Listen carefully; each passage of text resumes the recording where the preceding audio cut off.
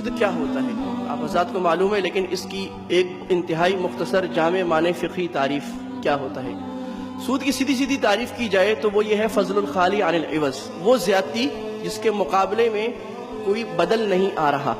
مثال کے طور پہ میرے پاس 100 روپے ہیں، اس 100 روپے کے ساتھ دوسرے 100 روپے سے اگر میں ایکسچینج کرتا ہوں تو یہ دونوں 100 روپے ایک دوسرے کے ایکسچینج میں پورے ہو جاتے ہیں۔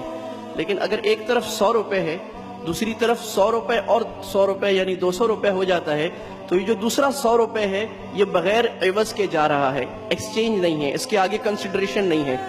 تو ایسی زیادتی جس کے مقابلے میں کوئی چیز نہ ہو وہ خالی عن العوض یعنی وہ سود میں آ جاتی ہے۔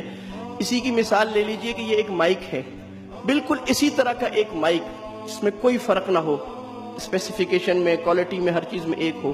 ان دونوں مائک کو اگر بیچا جائے گا تو وہ دونوں صحیح ہوں گے، لیکن اگر ایک مائک 1000 کا بیچا جائے، اس کے مقابلے میں دوسرا مائک اس کے بدلے میں 2000 کا دیا جائے، تو یہ ایک ایسی زیادتی ہے جس کے بدل میں کوئی چیز نہیں آ رہی، اس کے اگینسٹ آپ کیا چیز دے رہے ہیں۔ ایک اور تعریف جو حدیث میں بھی ہے اور فقہاء نے اس کو لیا ہے کہ کل قرض جر نفعا، ہر ایسا وہ قرض جس کے مقابلے میں نفع لیا جائے، قرض دے کر نفع لیا جائے، وہ سود ٹھہر جاتا ہے۔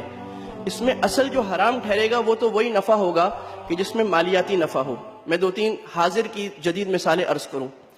بینکس کے اندر پیسے رکھ کے سود لینا فکسڈ، یہ تو ہے ہی ہے۔ سود کی 2-3 خصائص ہیں۔ نمبر 1 کہ وہ فکسڈ ہوگا، یعنی اس میں جو ریٹرن آئے گا آپ کو وہ فکسڈ ہوگا۔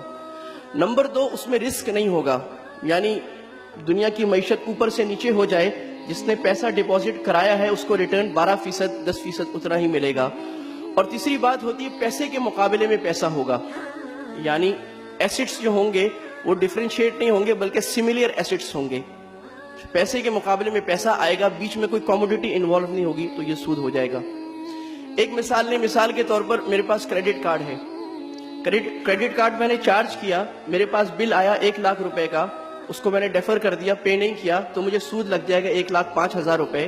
یہ کیوں مل رہا ہے؟ کل قرض جر نفعا، میں نے ایک قرض لیا اور اس قرض کی وجہ سے مجھے کسی اور کو کوئی اضافی نفع دینا پڑ رہا ہے، یہ بھی ربا ہو جائے گا۔